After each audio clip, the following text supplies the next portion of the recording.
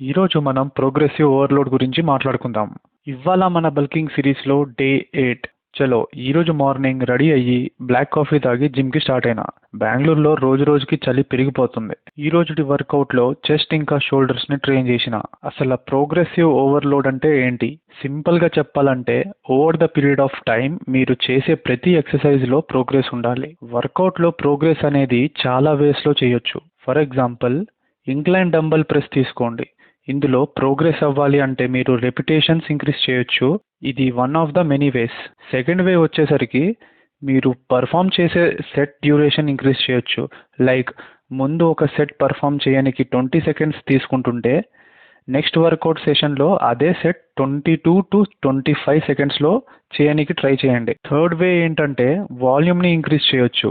Let's say me shoulder ప్రెస్లో ప్రతి set 10 to 12 రెప్ రేంజ్లో హిట్ చేస్తున్నారంటే 22.5 ఆర్ 25 kgతో ఫస్ట్ సెట్లో 4 to 5 రెప్స్ హిట్ చేసేలా ట్రై చేయండి. ఇలా ఇంకా 3 to 5 వేస్ ఉన్నాయి ప్రోగ్రెస్ చేయడానికి.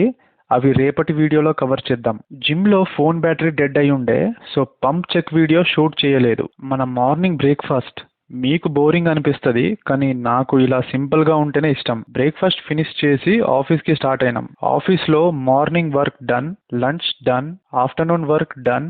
ఈరోజు డిన్నర్కి స్వీట్ పొటాటో, చికెన్ ఇంకా క్యూకంబర్ తిన్నా. డిన్నర్ ఖతం చేసి డేని ముగించా.